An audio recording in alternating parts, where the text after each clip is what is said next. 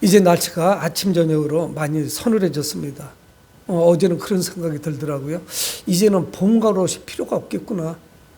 반팔 벗으니까 당장 패딩 입어야 될 것 같아요.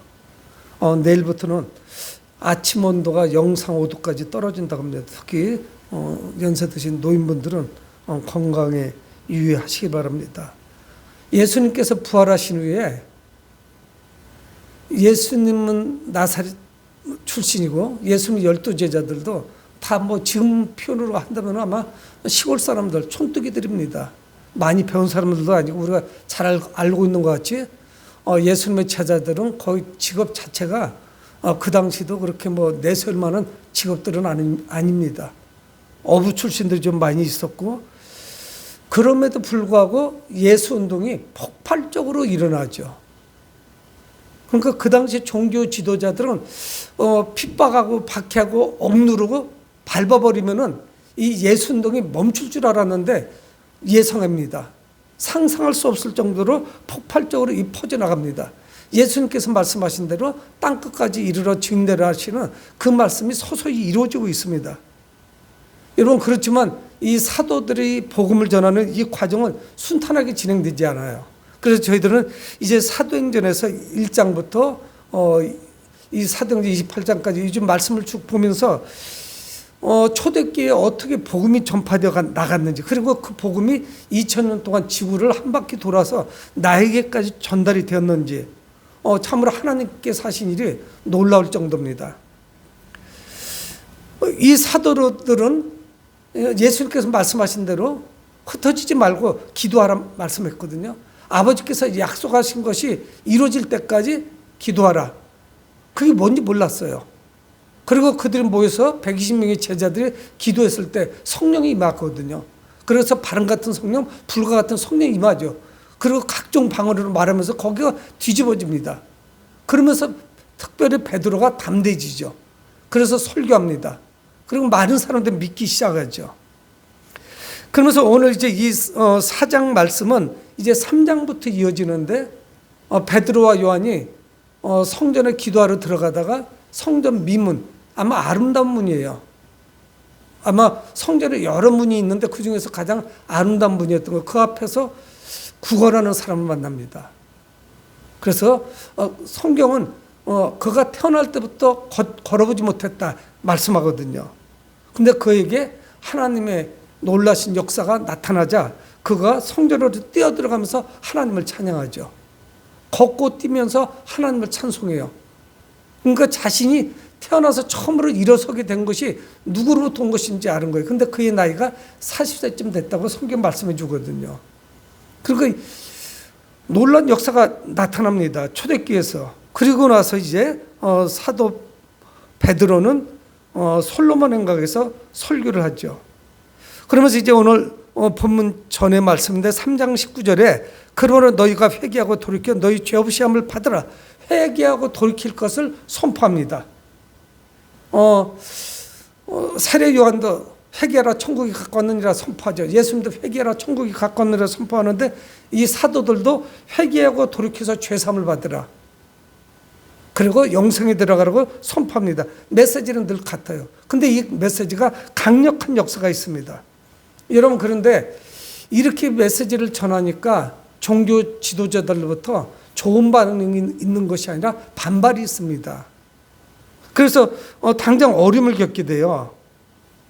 복음의 현장에 많은 사람들이 관심을 가지고 몰려들으니까 종교 지도자들, 이들이 누구냐? 다 예수님을 십자가에 못 박았던 그런 자들이에요.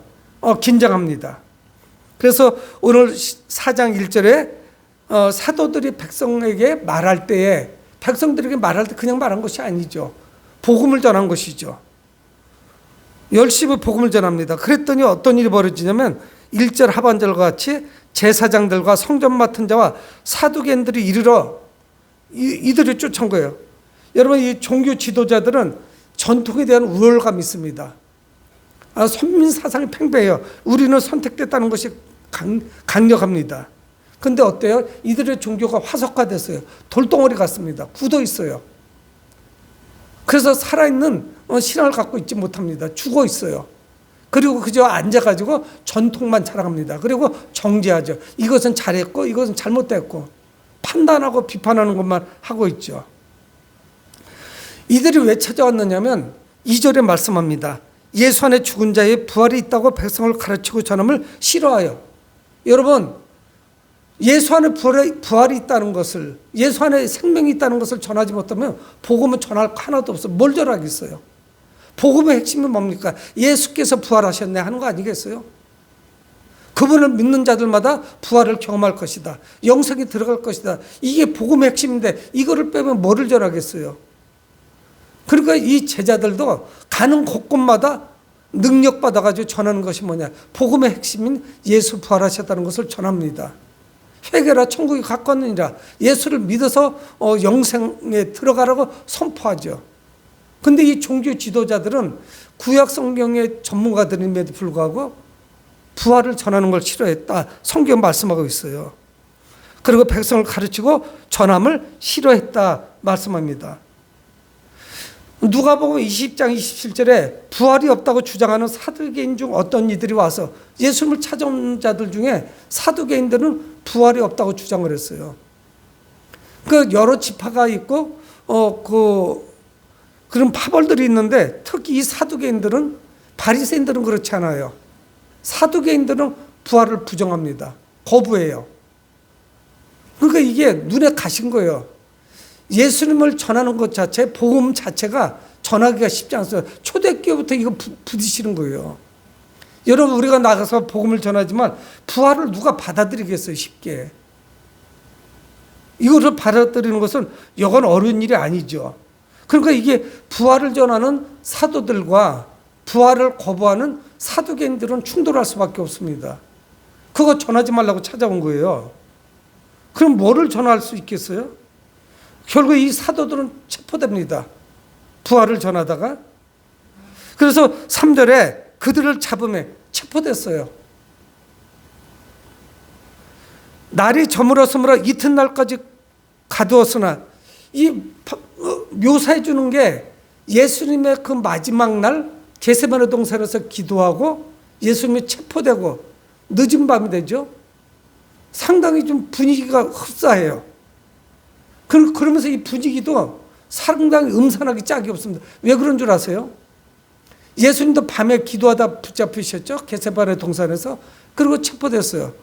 안나스와 가야바 또 총독 여기를 왔다 갔다 하면서 재판을 받으시죠. 그리고 다음날 예수님 십자가에 죽으시는 거예요. 이들도 부활을 전하다가 늦은 밤에 체포된 거예요.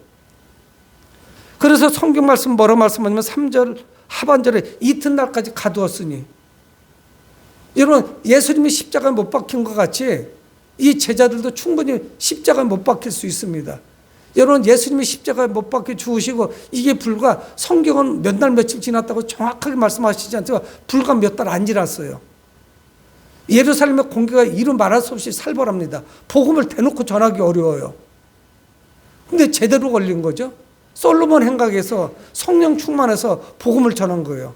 예수 부활하셨다고. 제대로 걸렸죠. 그래서 그들이 찾아온 겁니다. 날이 저물어가지고 이튿날까지 가둬둔 거예요. 모든 행정 업무가 진행이 안 되니까 이제 사람들을 모아야 되겠죠. 이 종교 지도자들은 처음부터 수월하게 복음을 전한 것이 아닙니다. 그리고 이 종교 지도자들이 성전에 대한 권한으로 사도들 핍박해요. 처음부터 사도들이 쉽게 그런 복음을 전할 수가 없었어요. 메시아의 오심을 자의적으로 해석하죠. 그래서 사사건건 충돌이 일어납니다. 종교가 화석화됐어요. 하나님의 말씀의 본질을 모릅니다. 여러분 우리도 오랫동안 신앙생활하면 비판하고 정죄해요. 그리고 알고 있는 것이 많다 보니까 판단을 잘해요. 신앙생활을 잘한다 못한다. 근데 자신은 문제가 심각해요. 말씀대로 살아가지 못하죠. 예수님이 오실 당시에는 이스라엘의 그 종교 그 자체가 무엇인가를 하나님이 말씀하시는 걸 받아들일 수 있는 그런 상황이 아니었습니다. 자신을 하나님의 아들이라고 밝히는 예수 그리스도를 살려둘 수가 없죠. 그래서 이 종교 지도자들은 예수님을 십자가에 못 박았고 그 추종자들을 모두 제거하려 하고 있습니다. 그래서 제자들이 모두 숨었었잖아요. 성령이 임하고 나니까 역사가 나타나고 그걸 두려워하지 아니하고 그 오픈된 장소에서, 공개된 장소에서 복음을 전하는 거거든요. 이런 상황 가운데 이 사도들이 지금 감옥에 있는 이 상황 가운데서도 아무도 움직이지 않고 깜깜한 밤이지만은 놀란 역사가 나타납니다. 성경은 뭐라고 말씀하냐면 4절에 말씀을 들은 사람 중에 믿는 자가 많으니 남자의 수가 약 5천이나 되었더라. 성경이 이렇게 말씀하고 있어요. 사도들이 지금 잡혀가지고 전전긍긍합니다. 이거 내일 무슨 일이 벌어질지. 얼마 전에 있었던 거의 같은 사건을 잘 알잖아요. 자신의 스승 되시는 예수님이 밤에 체포돼서 어떻게 십자가에서 죽으셨는지 불과 24시간이 안 돼서 신속하게 이게 진행이 됐거든요. 이 분위기나 환경이 전혀 바뀐 것이 없습니다. 그러니까 이게 참 불안한 이런 밤이죠. 그런데도 불구하고 성경은 우리에게 뭐라고 말씀하냐면 말씀을 들은 사람 중에 믿는 자가 남자의 수가 약 5천이었더라 이렇게 말씀하고 있어요. 여러분 예루살렘이 얼마나 큰 도시가 아닙니다. 불과 수만 명 이 정도 모이는 데서 5천 명이 예수 그리스도를 믿게 됐다고 성경은 우리에게 말씀하는 거죠. 여러분 주님의 그 권능이 베드로를 붙잡고 그 복음의 성령의 능력이 나타나니까 역사가 나타나는 거예요. 이전에는 3천 명, 또 여기서는 5천 명이 믿는 역사가 있었다고 말해요. 어떤 학자들은 모든 성도의 숫자가 3천 명이 됐고 이때 5천 명이 됐다고 하지만 뭐 어떻든 정확하게 우리는 알 수는 없지만 성경 분명히 5천 명이 남자들이 믿기 시작했다고 말씀을 하고 있습니다. 여러분 교회를 향한 사탄과 그 추종자들의 전략은 결코 성공할 수가 없습니다. 그들의 작전은 성공할 수가 없어요. 그 회방은 성공할 수가 없습니다. 여러분 베드로가 감옥에 갇힌 그날 밤에도 역사가 나타난 거예요. 하나님은 일하고 계셨습니다. 지난 기독교 2000년 역사에서 교회는 박해를 받으면 받을수록 왕성하게 성장했어요. 여러분 교회가 언제부터 타락하기 시작한 줄 아십니까? 주 4세기 예수님께서 십자가 못 박히시고 나서 한 300여 년 그 어간이 지나고 나니까 300년 정도 되기 이전에 엄청난 박해들이 있었어요. 뭐 교회에 출석하는 교인들이 얼마나 많이 순교를 당했는지 몰라요. 그런 기회가 있었어요. 여러 차례. 좀 잠잠했다가 더 심각하게. 그리고 콘스탄틴 황제에 의해서 종교의 자유가 주어집니다. 그리고 불과 몇십 년이 지나지 않아서 기독교가 정식 로마의 국교가 돼요. 그러면서 교회는 계속적으로 타락합니다. 여러분 저는 개인 생각인지 모르지만 대한민국의 국교가 기독교인 거 저 원하지 않아요. 그러면 더 기도 안 합니다. 여러분 아이가 태어나면 교회 가서 국교니까 세례받고 또 교회에서 결혼식하고 죽으면 교회에서 장례 치러줍니다. 하지만 믿음은 없어요. 기독교 천년간의 중세가 그랬어요. 오히려 핍박을 받을 때가 더 믿음이 좋아요. 더 열심히 기도합니다. 오히려 멍석을 깔아주면 더 그때부터 흐지부지 되는 거예요. 뜨거운 믿음이 사라져요. 여러분 교회는 이 박해가 임하면 임할수록 더 왕성하게 복음을 전해요. 그리고 더 기도합니다. 이 일 때문에 종교 지도자들이 모였어요. 5절에 이튿날 관리들과 장로들과 서기관들이 예루살렘에 모였는데 대제사장 안나스와 가야바와 요한과 알렉산더와 및 대제사장의 문중이 다 참여해요. 예수님을 십자가에 못 박을 때보다 더 많은 사람들이 모였습니다. 모였는데 관리들, 장로들, 서기관들 6절의 이름들 보세요. 대제사장 안나스와 가야바. 안나스는 누군 줄 아세요? 가야바의 장인이에요. 그의 임기는 지났어요. 근데 그 영향력은 아직까지 지속되고 있습니다. 안나스와 가야바가 누굽니까? 예수님을 십자가에 못 박은 자들이에요. 이들이 마음이 바뀌었을 리가 없어요.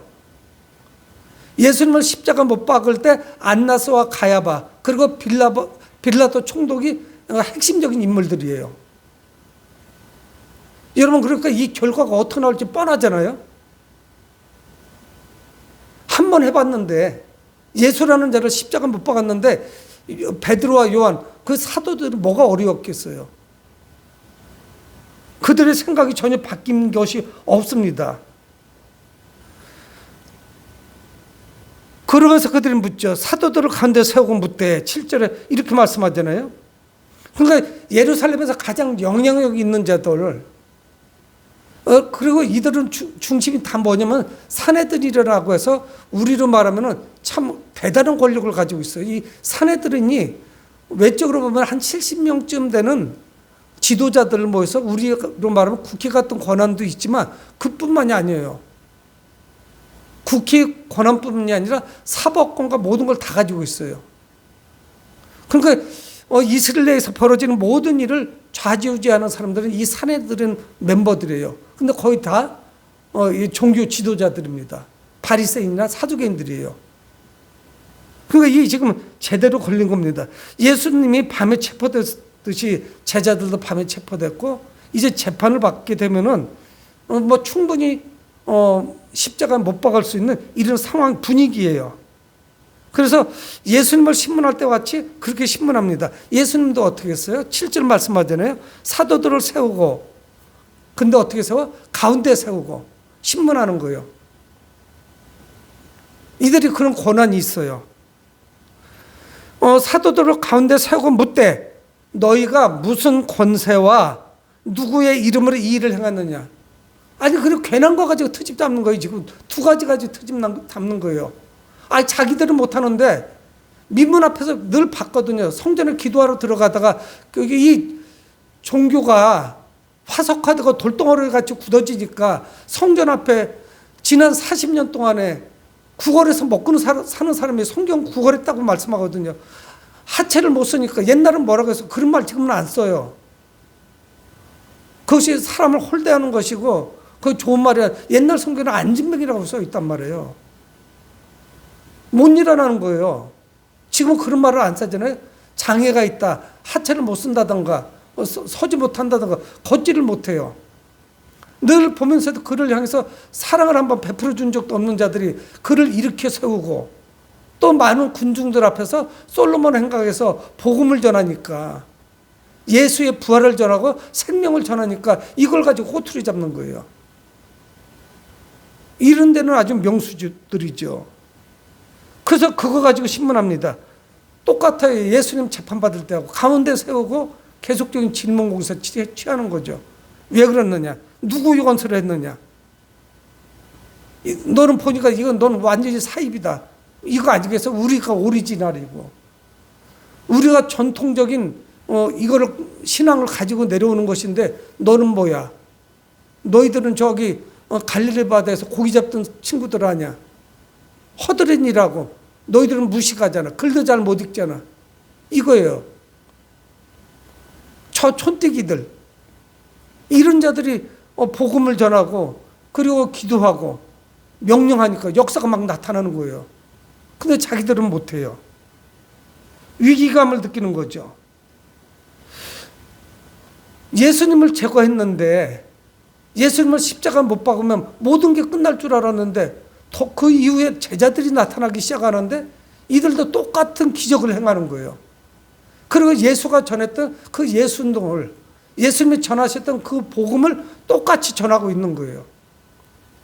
여러분 이 사도들로 끝난 것입니까? 지난 2000년 동안에 우리도 똑같은 예수님이 전했던 그 복음을 전하는 거죠. 생명의 복음을 전하는 거예요. 여기에 생명이 있다고. 요한복음 6장 말씀하죠. 생명이 여기 있으면 우리가 어디로 가오릴까? 생명이 누구? 예수님이 그분 자체가 생명인데 우리가 어디 가서 기웃거리겠어요? 위기가 찾아왔죠. 이 바리새인 사두개인들, 종교 지도자들 한 명을 제거하면 이게 불이 꺼질 줄 알았더니 더 활활 타오르는 거예요. 숫자가 막 기하급수적으로 늘어나는 거예요. 뭐 5천 명이 남자들이 믿기 시작했다고 성경 기록하고 있지 않습니까? 당황할 수밖에 없죠. 하나가 제거되면 끝나야 되는데 더 많은 숫자들이 기하급수적으로 늘어나고 있습니다. 이 능력 때문에 이 세상은 교회를 감당할 수가 없어요. 교회는 능력이 있습니다. 주님의 능력이 우리 가운데 있어요. 성령의 역사가 나타나요. 성도 한 사람 한 사람도 능력이 있어요. 교회를 핍박하면 핍박할수록 예수님을 닮은 제자들이 더 많이 늘어나요. 순교하겠다, 나 죽어버리게, 죽이라고 덤비는 자들이 있어요. 일본 규슈라고 하는 섬에 나가사키라고 하는 원폭이 떨어졌던 곳이죠. 원폭이 떨어진 두 군데 중에 하나, 히로시마와 나가사키에 떨어져. 거기에 26명의 순교자 기념비가 있어요. 거기는 어디에서 이들이 잡혔냐면 지금은 오사카 비슷한 곳이에요. 교토에서 잡혔겠죠. 일본의 수도 17세기에. 그래가지고 24명이 포승줄에 묶여가지고 이송되는 거예요. 나가사키로 가던 중에 2명이 더 늘어나서 26명이 붙잡혀가요. 그래서 1월 초에 시작해가지고 걸어서, 그리고 중간에 배를 타고 나가사키까지 건너가서 또 걸어가는 거예요. 거리상으로 900km, 한 2000리쯤 되죠. 엄청난 거리를 서울, 부산 왕복하고도 남는 거리예요. 거기를 걸어서 2월 초에 도착해요. 그리고 10대 3명이 순교당해요. 그 26명 중에. 물론 우리 개신교는 천주교죠. 왜? 예수 믿는다고. 그리고 그 제일 어린아이가 14살이에요. 그 아이가 죽은 다음에 시신을 뒤지다가 그 유품에서 발견돼요. 자기 어머니한테 편지 쓴 거예요. 근데 하나의 내용이 믿음을 지켜야 된다고. 여러분, 이 핍박이 있으면 있을수록 교회는 더 기하급수적으로 성장합니다. 순교하겠다는 자들이 막 여기저기 나타나게 되는 거죠. 여러분, 우리는 영원하신 스승이신 예수님이 가신 길을 따라갑니다. 벗어나지 못하죠. 세상의 어떤 위협도 두렵지 않아요. 이 제자들은 성령 충만했습니다. 그래서 8절에 이에 베드로가 성령이 충만하여 이르되, 성경 그렇게 말씀하고 있어요. 누가는 이때 이 베드로가 성령이 충만했다고 사도행전에서 소개하고 있습니다. 그들이 성령이 충만하지 않고는 이렇게 할 수가 없죠. 그래서 이제 베드로가 그들에게 전하는 말씀을 전하고 있습니다. 나는 착한 일을 행하고 감옥에 지금 갇혀 있다. 그래서 10절에 너희와 모든 이스라엘 백성들은 알라 말씀하죠. 9절에 8절에 이에 베드로가 성령이 충만하여 이르되 백성의 관리들과 장로들아, 만일 병자기에 행한 착한 일에 대하여 이 사람이 어떻게 구원을 받았느냐고 오늘 우리에게 질문한다면 그 병자가 일어난 것에 대해서 말씀하죠. 베드로는 착한 일을 했죠. 40년 동안 누구도 돌봐주지 않은 거, 살펴주지 않았던 거, 하나님을 믿는 그런 신앙들이 없어가지고 방치되어 있는 이런 사람, 이들이 구원받은 것이 무엇인 줄 아는지 거기에 대해서 변론합니다. 이 사람이 어떻게 구원받았는지 나에게 질문한다면 내가 대답하겠다. 그래서 평생 걸어보지 못한 사람, 그 불쌍한 사람을 그 일어난 사건에 대해서 말씀합니다. 그를 일어나게 한 분이 누구냐? 내가 일어나는 것이 아니라는 거예요. 내가 걷게 한 것이 아니다. 그래서 10절에 말씀하잖아요. 너희와 모든 이스라엘 백성들 알라, 너희가 십자가에 못 박고 하나님의 죽은 자 가운데서 살리신 나사렛 예수 그리스도의 이름으로 이 사람이 건강하게 되었다. 너희들이 십자가 못 박고 하나님이 부활하게 하신, 하나님이 다시 살리신 예수 그리스도, 그분이 그를 살렸다, 구원했다고 말씀하는 거예요. 이게 복음의 본질 아니겠어요? 우리는 죄로 죽을 수밖에 없는데 십자가에서 죽으신 예수 그리스도를 믿음으로 내가 부활에 동참하게 된다, 내가 다시 생명을 얻게 된다고 전하는 거 아니겠어요? 그래서 당신도 예수 그리스도로 말미암아 부활하게 될 것이다, 그를 믿어야 된다, 그 길밖에 없다는 걸 전하는 거죠. 그러니까 결국 이게 뭡니까? 이 종교 지도자들은 평생 동안 40년 동안 걷지 못한 사람, 그뿐이 아니죠. 오고 오는 세대에 생명을 구원할 분, 하나님의 아들이신 메시아, 이분을 십자가 못 박은 자가 누구예요? 바로 앞에 서 있는, 자신을 신문하고 있는 종교 지도자들이에요. 안나스와 가야바, 다른 대제사장의 수많은 문중들이 다 참석한 거예요. 중요한 일이죠. 사람을 충분히 해치고도 남습니다. 그러니까 이 베드로가 전한 것 같이 이 종교 지도자들은 하나님의 아들을 죽인 거예요. 근데 하나님이 부활하게 하셨죠. 이 말씀을 하고 있는 겁니다. 이게 복음의 핵심이죠. 부활하신 예수님이 이 걷지 못하던 자를 일으켜 세우셨습니다. 여러분, 이스라엘 백성들은 어떻게 했을까요? 옥석을 구분하지 못했어요. 어떤 것이 옥이고 어떤 것이 돌덩어리인지 구분도 못한 거예요. 여러분, 누누이 말씀드리지만 종교가 화석화되면 못 알아봅니다. 영적으로 막혀버려요. 그래서 베드로가 성령이 충만하여 그들에게 전했다고 또 다른 설교가 이어지는 거예요. 복음의 핵심을 제사장들에게, 종교 지도자들에게 전하고 있는 것입니다. 그래서 11절에 이 예수는 누구냐? 너희 건축자들이 버린 돌로서 집 모퉁이 머릿돌이 되었느니라. 여러분, 이게 뭐예요? 석수가 돌을 다듬어서 집을 짓잖아요. 거기 돌로 짓죠. 여러분, 모퉁이 돌을 먼저 사각을 다 자로 측량하고 해가지고서 하겠죠. 모퉁이 돌이 있어야 돼요. 우리는 기둥을 세우죠. 모퉁이 돌은 네 기둥이 있고 중간을 채워가는, 면을 채워가는 거예요. 석수가 돌을 다듬다가 아이고 이 돌은 안 되겠다. 금이 갔네. 아니면 이게 좀 잘못 깨져가지고 안 되겠다. 반듯하지 않거나 그래서 버린 돌이에요. 그 돌이 누구냐? 예수님이 못 쓰는 돌인 줄 알고 이들이 버린 거예요. 십자가에 못 박힌 거를 간접적으로 구약 성경을 인용해서 말씀하는 거예요. 얼마나 볼 줄 모르면은 인류를 구원하시는 메시아를 석수가 쓸모없는 돌에다가 던지듯이 버린 거예요. 11절 이 예수는 너희 건축자들 버린 돌로서 집 모퉁이 머릿돌이 되었느니라. 버려진 돌이지만 하나님은 머릿돌이 되게 하셨죠. 머릿돌이 없으면 건물이 이루어지지 않습니다. 건축이 될 수가 없어요. 그래서 예수님의 정체성을 제대로 밝히는 거예요. 우리도 바른 삶이 되려면 예수 그리스도께서 우리 삶의 모퉁이 돌이 되셔야 돼요.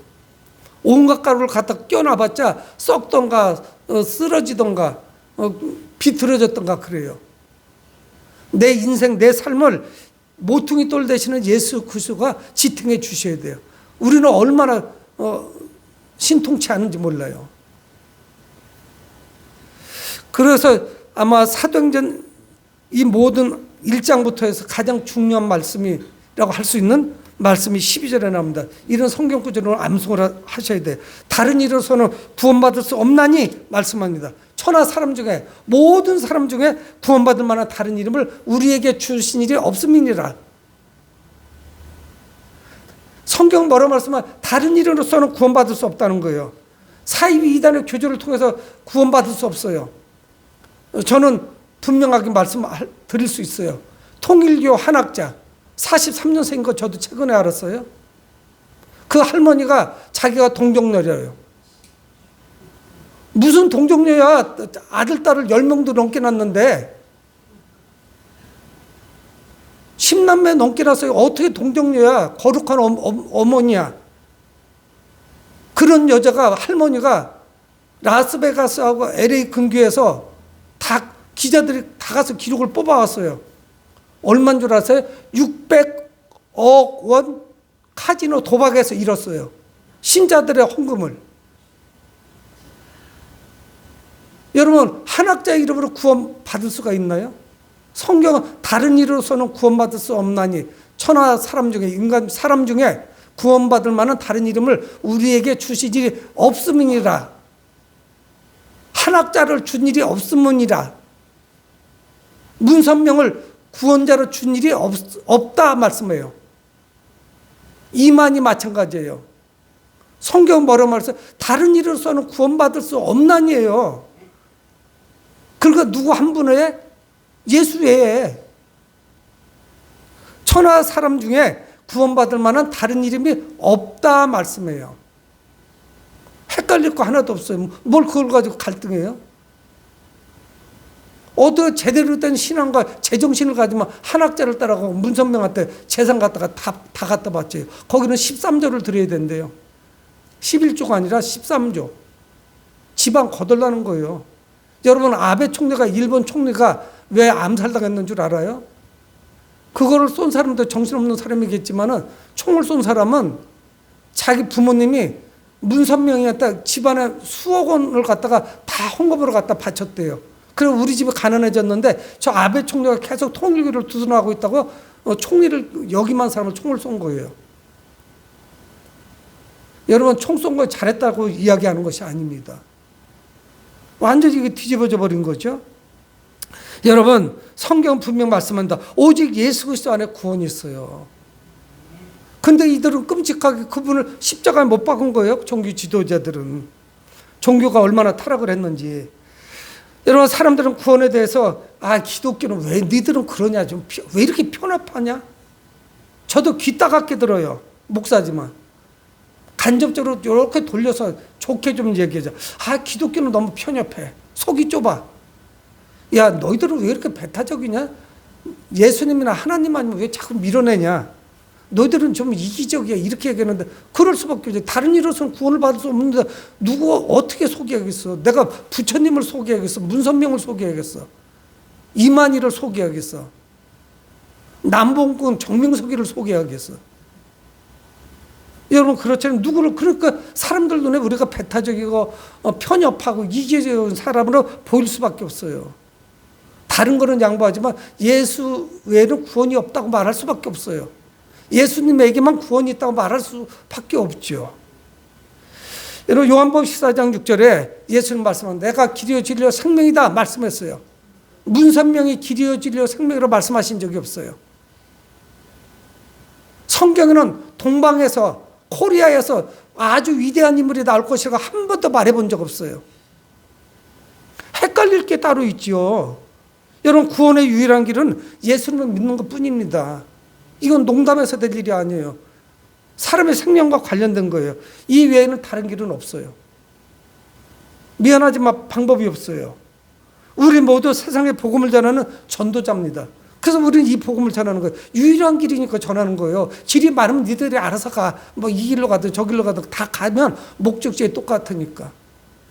여러분, 포스트 모더니즘 시대에는 그거 하지 말라는 거예요. 그리고 종교법도 바꾸려고 하는 거 아니에요? 왜 기독교만 구원이 있냐? 불교에서도 있을 수 있는데.